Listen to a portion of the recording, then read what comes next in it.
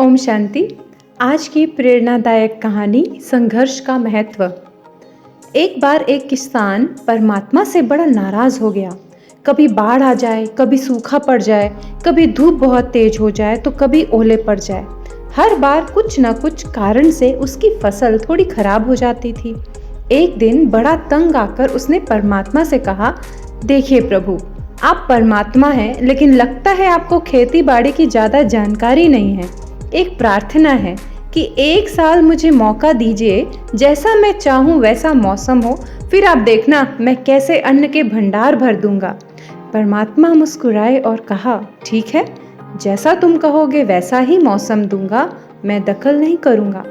अब किसान ने गेहूं की फसल बोई। जब धूप चाही तब धूप मिली, जब पानी चाही तब पानी। तेज धूप, ओले, बाढ़, आंधी तो उसने आने ही नहीं दी।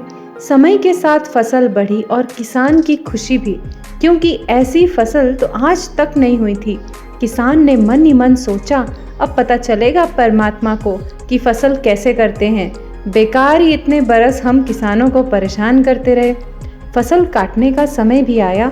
किसान बड़े गर्व से फसल काटने गया, लेकिन जैसे ही फसल काटने लगा, एकदम सिर पर हाथ रखकर बैठ गया।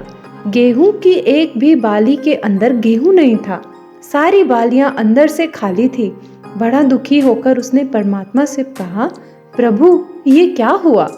तब परमात्मा बोले, ये तो होना ही था। तुमने पौधों को संघर्ष का जरा सा भी मौका नहीं दिया।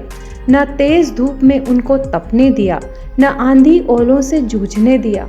उनको किसी प्रकार की चुनौती का एहसास जरा भी नहीं होने दिया। इसीलिए सब पौधे खोखले रह गए।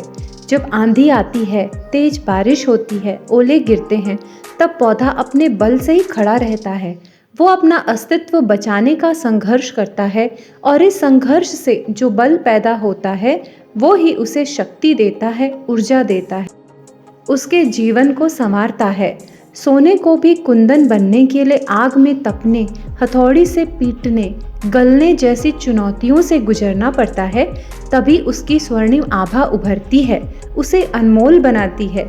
इसी तरह जिंदगी में भी अगर संघर्ष ना हो, चुनौती ना हो, तो आदमी खोखला ही रह जाता है, उसके अंदर कोई गुण नहीं आ पाता।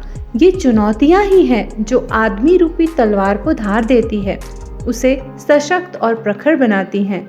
अगर प्रतिभाशाली बनना है तो चुनौतियां तो स्वीकार करनी ही पड़ेगी, अन्यथा हम खोखले ही रह जाएंगे। अगर जिंदगी में प्रखर बनना है, प्रतिभाशाली बनना है, तो संघर्ष और चुनौतियों का सामना तो करना ही पड़ेगा।